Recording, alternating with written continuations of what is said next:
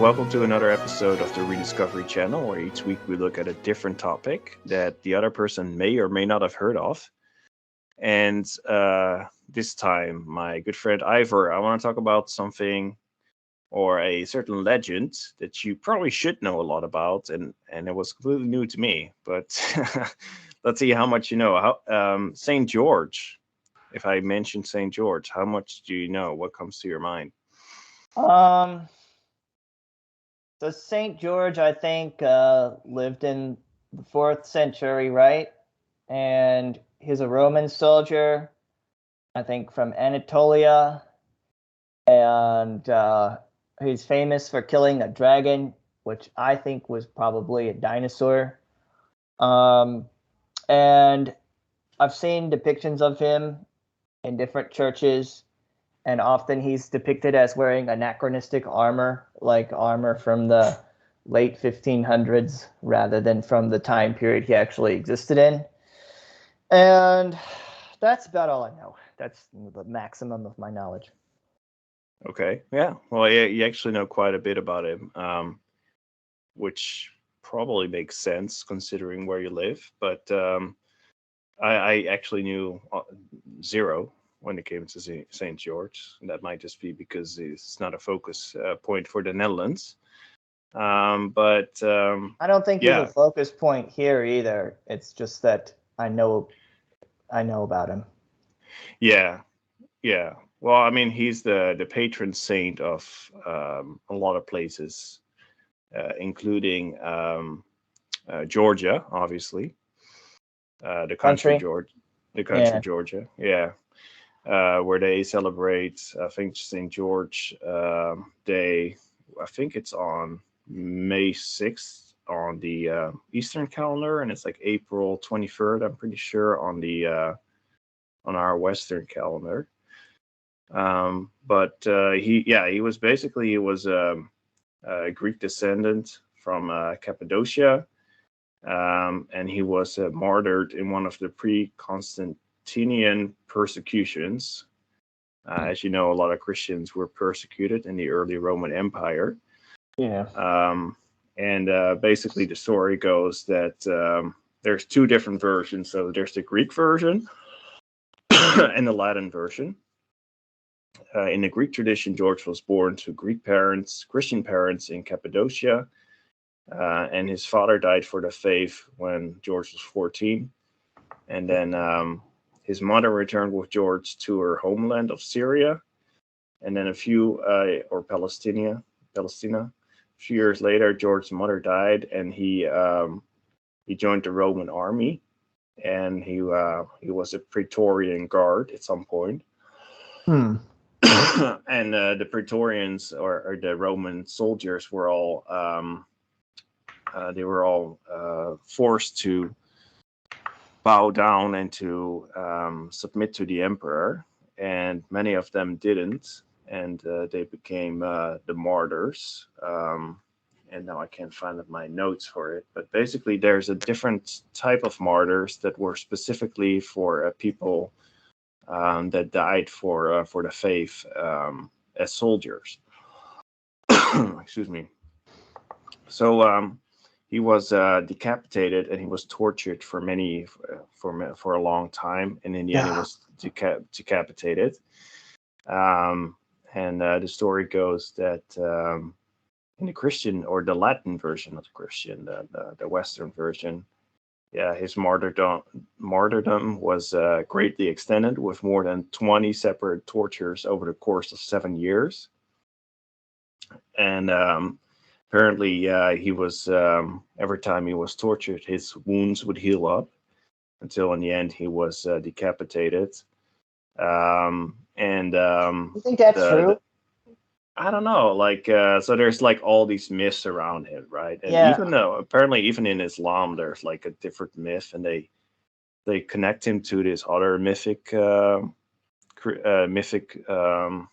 being that's also mentioned in the Quran, which is interesting. Basically, it's translated as the Green Man, where he was like starved and like, but he would like grow fruit from whenever they gave him a twig, like a barren twig. He would grow fruit out of it and vegetables, and he would eat off of that. And he died, and he came back to life many times. But That'd be a cool story, like a cool that would be fantasy a cool story. Which makes you think of that movie with Eddie Murphy and the Buddhist kid. Anyway. Also reminds me of my soaks. Remember those guys that Oh yeah. that grow plants. Yeah. So, but yeah, in the end, he was decapitated, and then the emperor's wife, Alexandra of Rome, was inspired by his decapitation and confessed to her husband that he was also a Christian, and then she was also decapitated. And apparently, this way he inspired like thousands of pagans, like 40,000 or more, to convert to Christianity. But yes, there's also this story about the Saint George defeating the dragon, and this story I had never heard of. That's like all I've heard of him. Actually, was that story? Okay, yeah. So it's very important to the Roman or to the medieval chivalry, the movement, and it was actually brought back by the story was brought back by the Crusaders who came back from the Holy Land. Because this story was very like well known around what is nowadays Libya, as well as Lebanon and Syria, and they had this story about him defeating a dragon. So according to the legend, so first there was this legend before, right, about a Canaanite god of vegetation, beauty, and desire, who was killed on the riverbank by a boar sent by Ares. What's the name of that Canaanite god? Yeah, I don't have that in my notes right here. Is it a male or a female deity? Was it? I'm gonna have to look that up and probably I'll put that in the notes. Yeah, put that in the slideshow. Name and image. Actually, it's just Adonis, I think. Adonis? Adonis, yeah. Adonis isn't the Adonis. No, Adonis is a guy, right? Yeah, that's a Greek god. Yeah. But this whole area was Greek, or it's Phoenician rather. Phoenicians aren't this. I mean, it was. They're not the same, but they were. Not Greeks. Yeah. They had different gods. So anyway, Adonis's blood streamed into the river, staining in a violet shade of crimson, a color of which the river has turned every spring since. So this is about the Ibrahim River, that the entire region of Kesarwan. So this is in Lebanon. But now there's a different story to it as well. There's also the story about the Bay of Junier, which is this really cool bay, and there's a cave there. The Mar Gurius Albati. So anyway, there used to be apparently a shrine there, but it's at some point the story came about that there was a dragon, and the king had to it was like seduced by the dragon. At first it was eating sheep, but it was no longer happy with the sheep, and then it seduced the dragon seduced the king, and it put him under his spell, and at some point said that every night a girl would have to be sacrificed, and the locals would then vote on who would be sacrificed. And then at one point the princess Bayrutut, and if you recognize the name, it's because now it's Beirut. She was the one that was next. So Beirut, anyway. Yeah, so, and just as her dreadful fate loomed, George appeared, and he slayed the dragons by impaling it basically with a spear in its mouth, and rescuing the princess with his spear. Do you know what it's called, by the way? His spear? Yeah. No. It's Ascalon. Ascalon? Yeah. I feel like that's something I should know, but I have no Yeah, knowledge. it's used in later stories as well by about King Arthur. Yeah, I haven't seen that in anything actually, so that Okay. shows the depth of my lack of knowledge on this. So yeah. So anyway, so if the visitors to the shrine notice the hoof print on the very rock where George is said to have ascended to heaven, and it's still visible today, and so yeah, so many people believe in it. And people take their kids there to heal it because the apparently St. George, there's this cavern where he washed it off, and because of that, the water is supposed to have healing properties. So people would take their kids there and heal, dip them in the water, and hopefully they believe that they would have healing properties. Yeah, and this site is still available today. You can go look at it. Yeah, so this is basically where the story of Saint George came from, with the dragon legend anyway. But he is actually the patron of many people or many kingdoms today, like Ethiopia, England, Catalonia, and Aragon in Spain. But also Moscow in Russia, because he's the patron saint of the military and also of all these knightly virtues. And Yeah, so I'd never heard of him for some reason, but if you see the flag, the white flag with the cross on it, the red cross, that's also the one that the Crusaders would have with them, and they actually had claims that they saw St. George fighting alongside them. And and so yeah, so he is a champion of Christ, so Athleta Christi. So he's a military saint, and in Georgia there is actually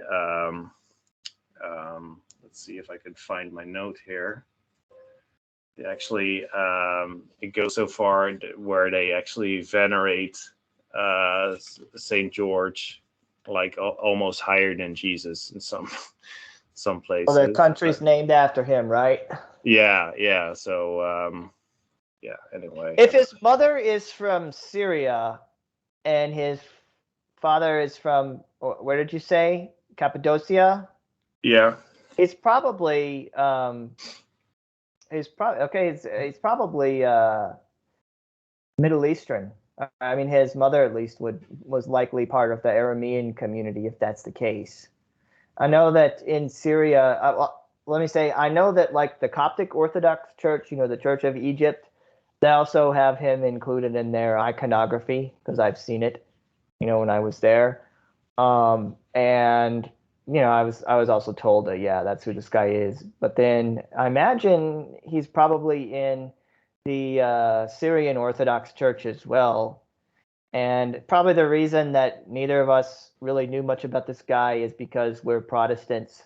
Like I was Yeah, but raised. apparently he's also the patron saint of the in the Anglican Church. So But neither of us are from that's the Church of England, right? Like yeah. neither of us really had anything to do with that. And I know that most of the churches here in the United States, unless you're a Catholic or Orthodox, don't really have any kind of patron saints or anything like that. So I imagine it's the case probably for your country as well. So that's why we didn't really Yeah. get taught about this. I just kind of stumbled into it on my own. I think the what's that story called? The Fairy Queen by Milton might be inspired by St. George, but I'm not sure. Okay. Yeah.